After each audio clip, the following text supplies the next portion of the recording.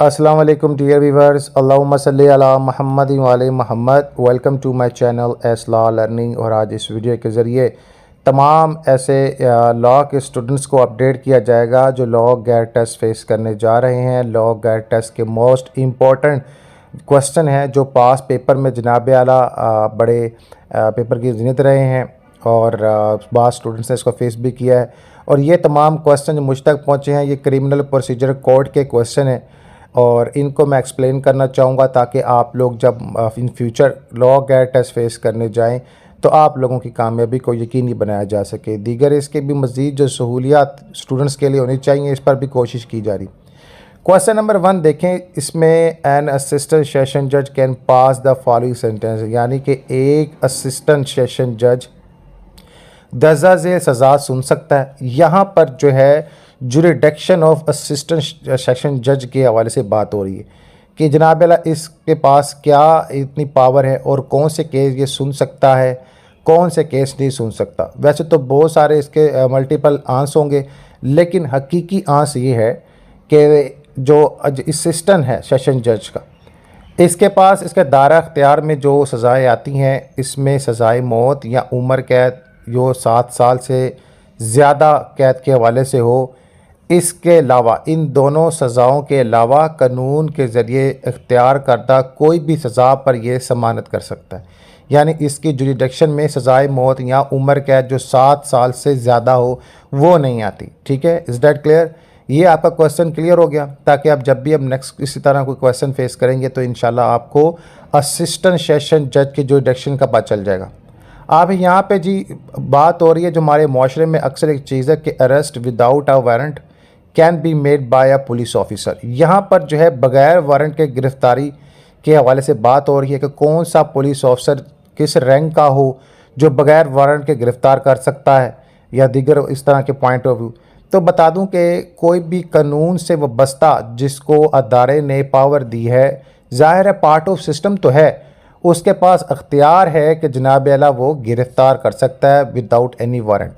अब अलबत्ता इसमें कुछ पॉइंट ऑफ व्यू है, फैक्ट ये है कि क्राइम करते हुए किसी को पकड़ लिया, क्राइम के हवाले से किसी ने ख़बर दे दी या दीगर पॉइंट ऑफ व्यू के हवाले से उसके पास एविडेंस का होना ज़रूरी है। एविडेंस है तो उसे फ़ौरी गिरफ़्तार कर सकता है और उसको ख़तरा है कि ये भाग ना जाए, इस तरह कर ले, पहले गिरफ़्तार कर ले, फिर इसे अदालत में लाने से पहले इसकी FIR बनाकर सारी डिटेल मेंशन करे और गवाह को लेकर आगे बढ़े।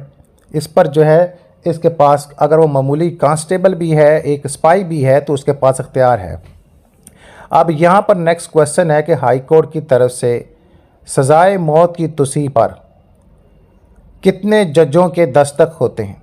तो हाई कोर्ट की तरफ से सज़ाए मौत की तौसीह पर सिर्फ 2 जजेस की ज़रूरत होती है जनाब आला, जो इसकी सज़ाए मौत की तौसीह पर जनाब आला तस्दीक करते हैं। नेक्स्ट क्वेश्चन है कि bailable offence are offence punishable with mean to say कि काबिल ज़मानत जुर्म ऐसे जुर्म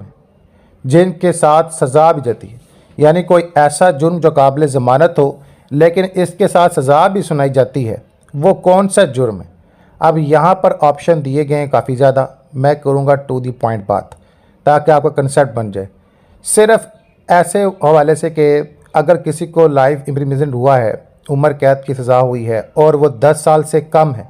उसके पास ये चॉइस है कि वो बेलेबल केस पर है, वो बेल ले सकता है, दीगर मामलों को फेस कर सकता है। सिर्फ इसके पास चॉइस होती है अगर 7 साल 8 साल से ज़्यादा है, 10 साल के है, तकरीबन 10 साल तक उसे हो जाती है, तो फिर उसके पास ये राइट और वॉट इसका जो है वो एक चॉइस होती है, वो इसको जज साहब जो देते हैं इस केस की नोयत देकर, फिर वो ख़त्म होती है, फिर इसके अलावा इसके पास कोई हल नहीं होता। अब नेक्स्ट देखें कि आ पर्सन वो commit a non bailable and cognisable options और एनी जो है, देखिए मैं इसको फिर एक्सप्लेन कर दूं कि एक शख्स जो गैर ज़मानती और काबिल शनाख्त जुर्म का इर्तिकाब करता है या किसी इश्तिहारी मुजरम को निजी शख्स के ज़रिए गिरफ़्तार किया जा सकता है। आप देखें कि एक शख्स ने जुर्म किया, आपने अक्सर देखा होगा कि देखा जाता है जी, टीवी में दिखाया जाता है कि ये अब जो गधे का गोश्त बेचा जा रहा है जी, फ़लाँ हो रहा है। अब किसी शख्स ने इस सारे मामले को बयान किया, अब उनके पास कानून के पास पूरा राइट है कि जनाब आला वो उसको देखें और अगर वाकई ये जुर्म है तो उसे गिरफ़्तार किया जा सकता है। अगर कोई इश्तिहारी भी है तो इसे आम पर्सन के ज़रिए गिरफ़्तार किया जा सकता है कि जनाब अला अगर तुम्हारे पास ये शख्स चाय पीने आता है तो जब भी चाय पीने आए तुमने मुझे बताना है, क्योंकि ये बंदा रियासत के लिए, रियासत के अमन व मान के लिए बहुत ज़्यादा जो है वो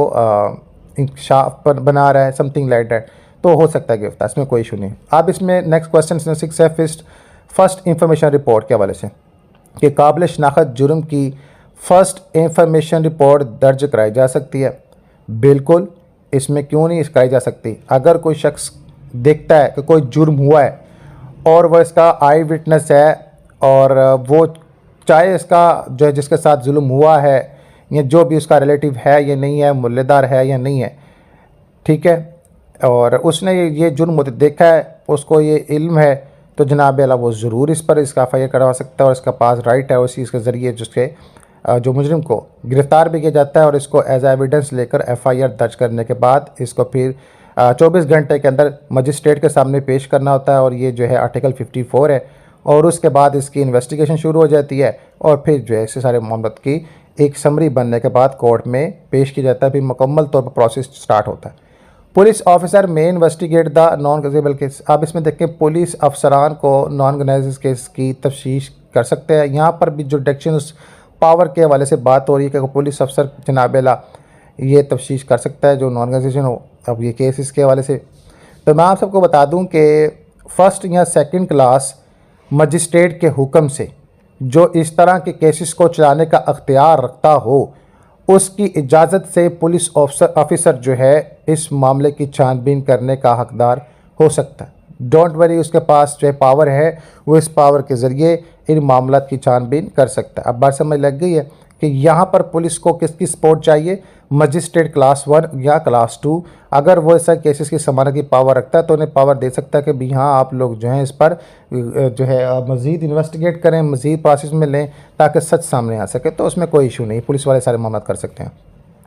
आई is wanted with the local mean, यहाँ के दायरा अख्तियार के वजह से बात हो रही है कि दायरा अख्तियार की मुकामी हदूद में एक्स कोर्ट ए के दायरा अख्तियार के मुकामी जी ज़ख्मी होता है और कोर्ट हदूद में मर जाता है कि मुजरमा ने कातिलाम के जुर्म की कोशिश की जा सकती है। ठीक है, अब मैं ये बता दूं कि जो ए के हवाले से जो मामला हो गए हैं इसकी जुर्म की कोशिश के हवाले से जो जमानत के हवाले से मामला को हतमी शक्ल दी जा सकती है, तो बिल्कुल एक्स और जी कोर्ट के पास अख्तियार को जनाब अला इस जुर्म के हवाले से सारे मामला को छानबीन लेते हुए इंसाफ के तकाज़ों को बुलंद कर सकता है। इन दोनों कोर्ट्स के पास राइट्स हैं।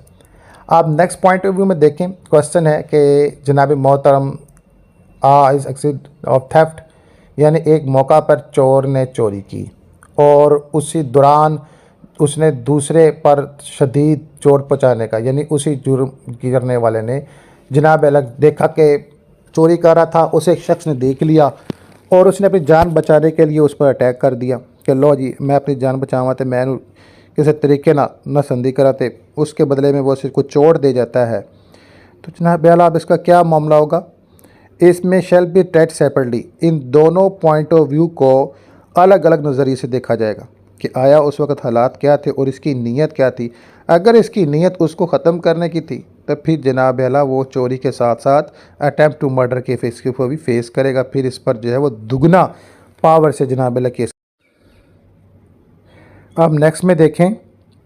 क्वेश्चन है in every trial before a court of session. अब यहाँ पर सेशन की अदालत के सामने हर मुकदमे में पुलिस की रिपोर्ट पर शुरू की गई इस्तखासा की तरफ से चलाया जाएगा। अब ये जो इस्तखासा की तरफ से चलाया जाना है, ये अमल की बात हो रही है। इस अमल को सरअंजाम कौन देगा, इस अमल को सरअंजाम देगा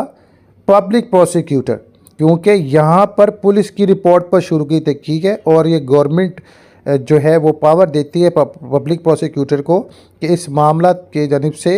वो फेस करे और जो है पुलिस के साथ दे और रिपोर्ट के हवाले से इंसाफ के तकाज़ों को बुलंद करने के हवाले से अपने सारे मामलों को सरअंजाम दे और जो भी इसमें अग्रीड पर्सन है उसके हवाले से जो भी इंसाफ और जो भी मामलात हैं, जो भी हक़ है उसको बयां किया जाए। अल्लाहुम्मा सल्ली अला मुहम्मद व आले मुहम्मद। इंशाअल्लाह इस तरह की मज़ीद वीडियो अपडेट की जाएगी। नमाज़ अल कुरान दुरूद पाक लाज़म पढ़ें।